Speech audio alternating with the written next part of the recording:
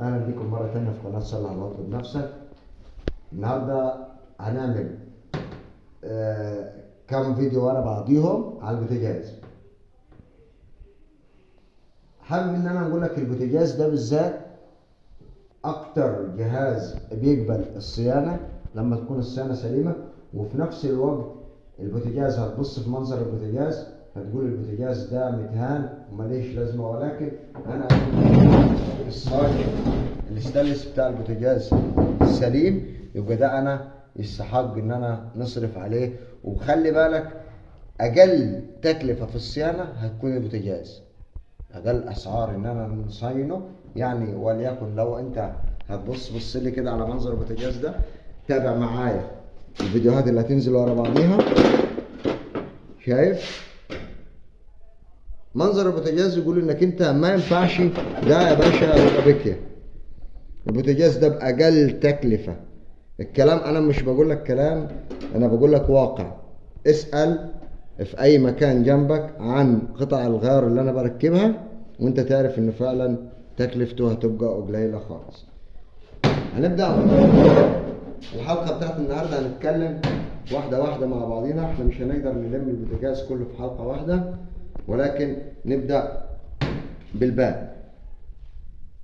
الباب عندي كل ما بقفل الباب بيرجع معايا بالشكل ده. طيب انا هنحل الباب ازاي؟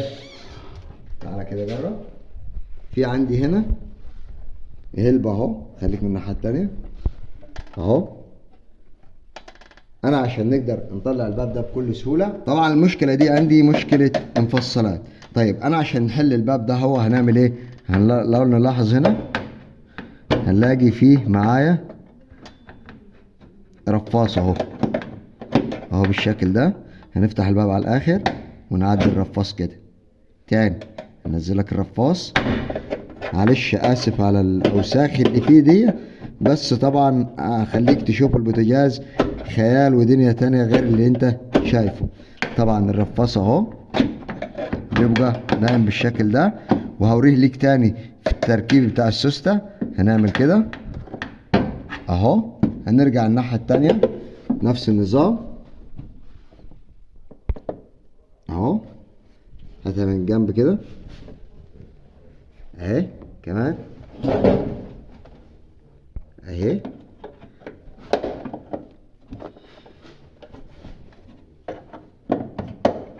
الشكل ده نرجع معاه كده لورا. كل اللي انا هعمله اهو، ادي الباب هنرفع كده ونسحب. طلع معايا الباب بكل سهوله. هنركن الجزء ده. طبعا الكلام ده هينضف. هنضف الكلام ده نظافه سريعه كده، وبعدين هنبقى نشوف موضوع الغسيل. هنضف الكلام ده نظافه سريعه وارجع نقول لك انا هنغير المفصلات ازاي. خليك معايا. طبعا احنا حاولنا بس نطلع طبقة الطينة عشان الباب يقفل، لكن ده هيتغسل وهنوريك في الفيديوهات اللي جاية البوتاجاز هيبقى شكله ايه. هنبدأ واحدة واحدة مع بعضينا. هنعمل كده.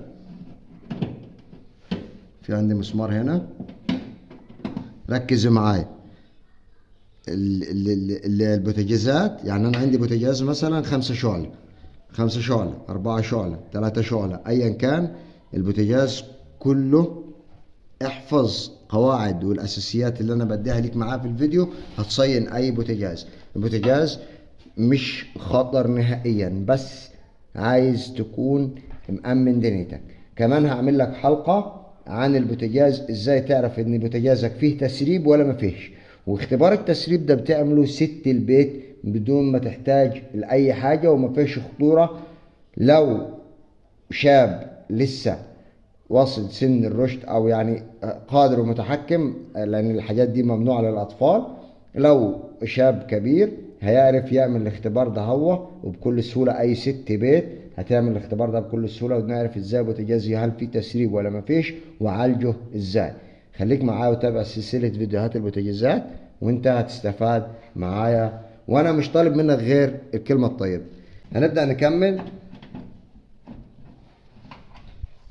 هنفك الوش ده. طبعا انا مش هركبه تاني دلوقتي لان الوش ده هنغسله عشان يطلع المنظر مشرف في الاخر. طبعا اللي انا شجعني على البوتاجاز دوت ان انا اشتغل فيه لان الصاج بتاعه زي ما هو سليم والستانلس سليم. هفرجك على البوتاجاز ده هيبقى شكله عامل ازاي. هنبدأ نفك المفصلات دي عشان نقدر نغير المفصلات. في عندي مسمارين هنا اهو،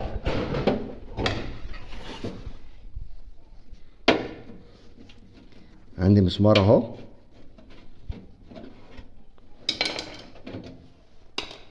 وعندي مسمار تاني اهو.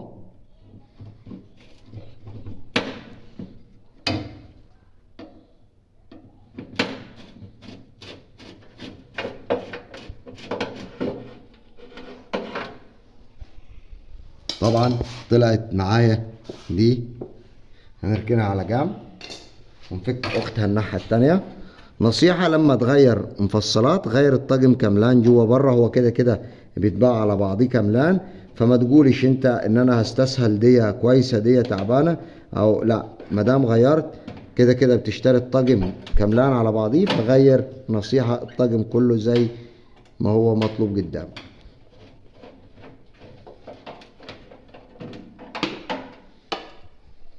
اهي. تعمل بالشكل ده. هنركنها برضو.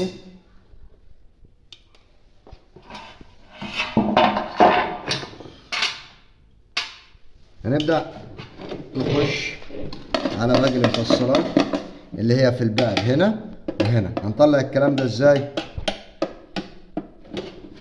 بالشكل ده اهو.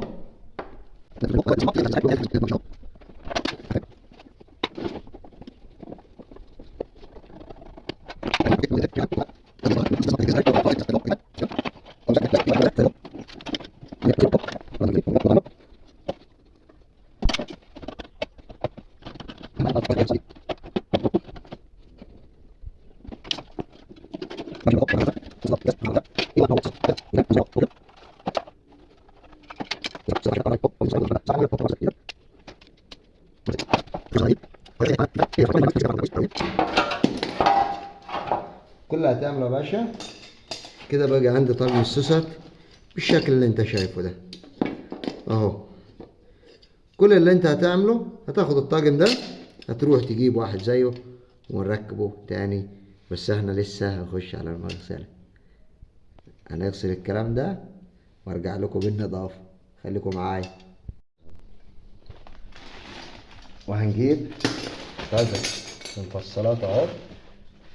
هنبدأ واحدة واحدة. هنركن دول هنا كده، مش عايزينهم دلوقتي. هنبدأ نركب دول. هنوريك طريقة تركيبهم ازاي، ليهم عدلة وليهم قلبة. خليك معايا وتابع الفيديو.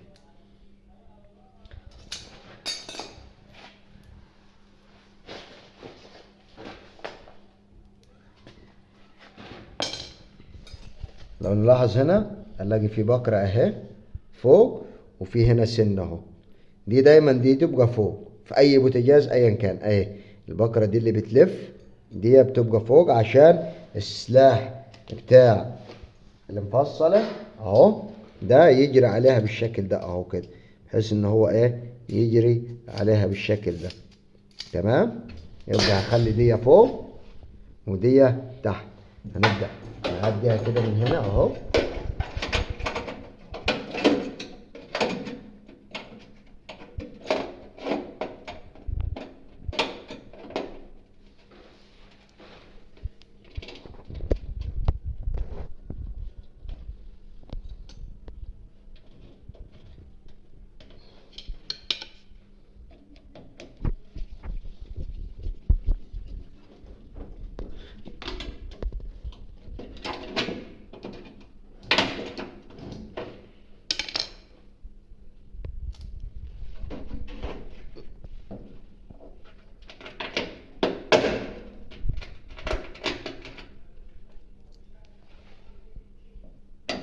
نهوي سنة هنا عشان اللي فوق تبقى معايا مرنة تتحرك زي ما انا عايز. هنبدأ نربط.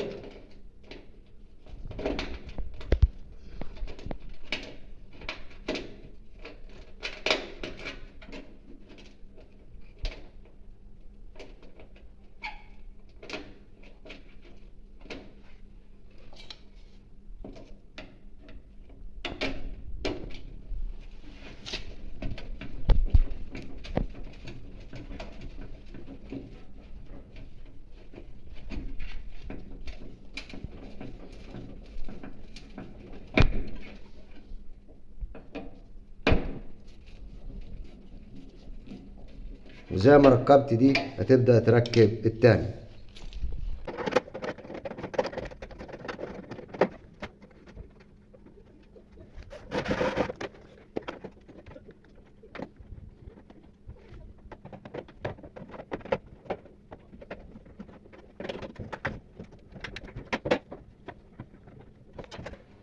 بعد ما ركبنا المفصلة التانية هنبدأ نركب الوش اللي احنا رسمناه ده. هيبقى ليه مكان مسمارين تحت هنا اهو ومسمارين فوق.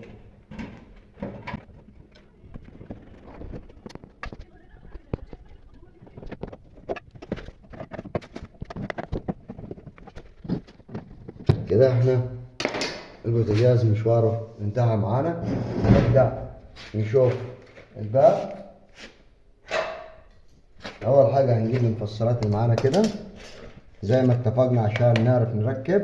هنعمل ايه؟ هنضغط هنا ضغطة بالايد كده، ويا ريت لو في اي قماشة لان السوستة بتبقى جديدة، اي قماشة او سفنجة. يعني انا هستخدم الكيس اللي كانت فيه المفصلات. هنحمل كده على ايدي اهو، ركز معايا اهو. هنضغط كده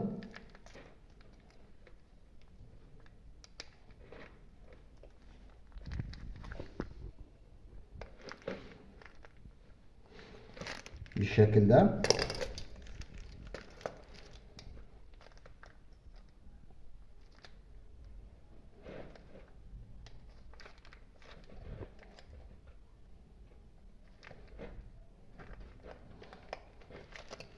بالشكل ده كده انا جهزت دول.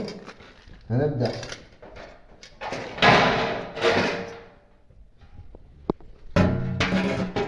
نعدها بالشكل ده كده، وهنربط معايا المسامير زي ما اتعودنا مع بعضينا.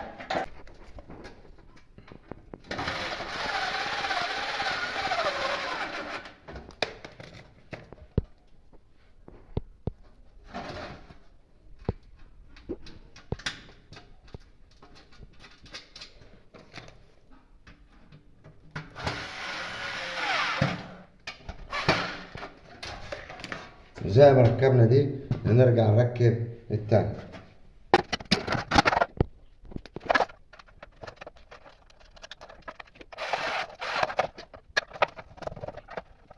طبعا هنجرب خالص على المسامير دي. بعد كده هنجيب الشريحة دي اللي هي بتشيل معايا القزاز، وبنركبها ونديها مسمارين.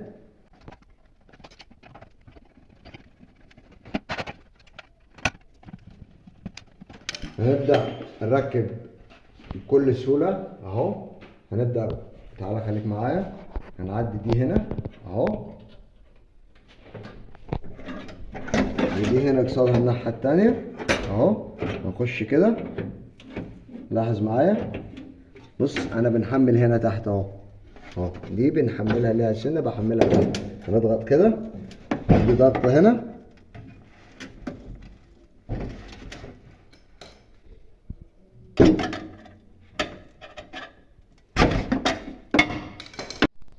هنبدأ كده اهو، الباب ركب معانا. هنبدأ اركب القزاز بالشكل ده اهو.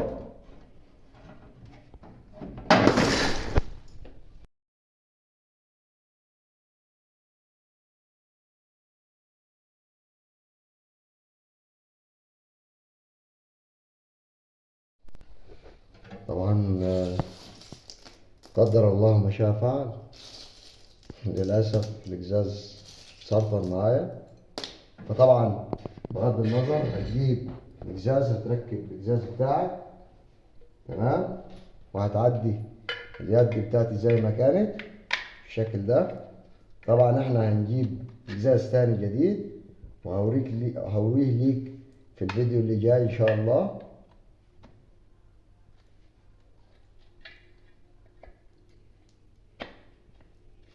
ودي اليد بتاعتي اهي. هنركب اليد تمام مكانها بالشكل ده.